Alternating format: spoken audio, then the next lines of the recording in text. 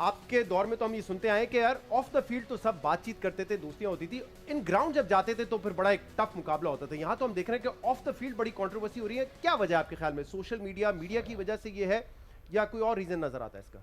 ये वैसे ये इतनी अच्छी चीज़ नहीं है कि जी जिसकी मीडिया की वजह से भी है या जिसकी वजह से भी है। ग्राउंड में इंडिया के साथ हमेशा मुकाबला पहले भी सख्त रहा था, कभी ऐसा नहीं हुआ कि जी ग्राउंड में किसी ने किसी को मार्जिन देने की कोशिश की हो, लेकिन बाहर हमारी दोस्ती होती थी। जिस तरह शारजा बहुत ज़्यादा खेलते थे, एक ही होटल में होते थे, तो रात को प्लेयर्स है ना एक ही कमरों में होते थे, क्योंकि जी बैठ के आपस में गप मारते थे, एक दूसरे से बड़ी अच्छी होती थी।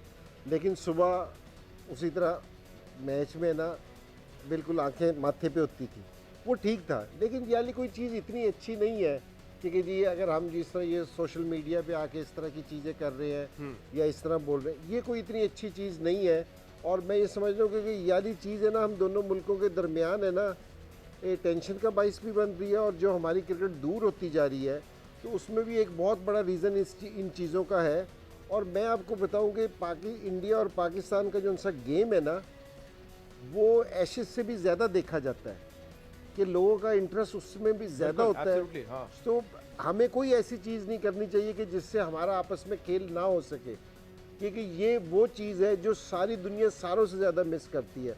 जो क्रिकेट फैंस हैं वो सारों से ज़्यादा देखना चाहते हैं कि इंडिया और पाकिस्तान खेले।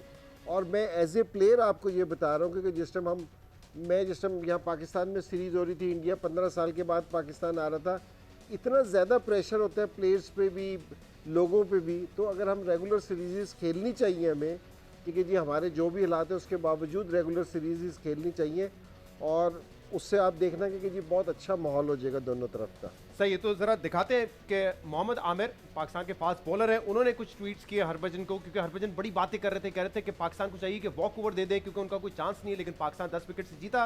इसके बाद कुछ ट्वीट्स आमिर ने किए, फिर हरभजन ने किए। तो आमिर की तरफ से जो तनकीद आ रही थी वो आपको दिखाते हैं, जिसमें वो बात कर रहे थे हरभजन के बॉलिंग स्टाइल की।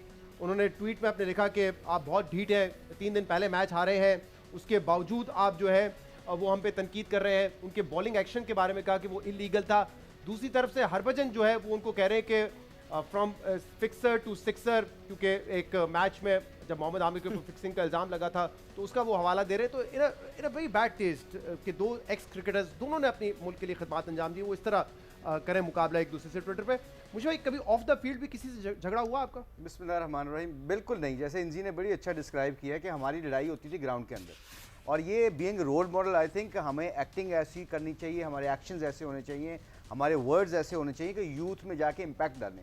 क्योंकि जो यंग जनरेशन होती है, जो लोग हो रहे थे, हमारे एक्शंस को बहुत फॉलो करते हैं। तो I think it's very important to, चाहे वो कोई भी हो, मैं जैसे इंजी ने कहा ना कि हमारी लड़ाई होती थी ग्राउंड के अंदर, एक दूसरे लड़ते थे, उसके बाद मूव ऑन करके शाम को खाना खा रहे होते थे। ये सोशल मीडिया की जो जंग है ना, I know it's very attractive in a sense of like जो बड़ा impulsively आप रिएक्ट करते हैं, like you engage people ना, पर ये नेगेटिव हो रहा है, ये पॉजिटिव नहीं हो रहा। तो बीइंग आई थिंक जो हरभजन की तरफ से भी, आमिर की तरफ से, जितने भी हमारे एक्स क्रिकेटर्स हैं या रीसेंट क्रिकेटर्स हैं, वो उनकी जो लैंग्वेज और उनका जो लिखना पढ़ना जो बोलना है ना, वो मैटर करता है नेशंस के लिए। तो I think they should be very careful on those things. Tanveer, किसी से ऑफ द फील्ड आपका झगड़ा हुआ या कभी जो फील्ड पे रहता था उसके बाद वो बाहर नहीं नजर आता था? नहीं, हम कभी, मेरा ऐसा एक्सपीरियंस नहीं हुआ। और मेरे ख्याल में दोनों इंजी भाई और मुशी भाई ने बड़ा अच्छा डिस्क्राइब किया। देखिए, हम एज ए क्रिकेटर चीज़ों को करीब लाना चाहिए हमें, वो चाहे ग्राउंड में हो, क्रिकेट खेल के लोग एंजॉय करें उसको, और उसके ऑफ द फील्ड भी हमारी एक एक कही हुई बात जो है ना, वो लाखों लोगों तक जाती है, इम्पैक्ट क्रिएट करती है, वो चाहे इंडिया में हो चाहे पाकिस्तान में हो। तो हमें ऐसी बात करनी चाहिए जो कि लोगों को करीब लेके आए, ना कि दूरियां बढ़ाए।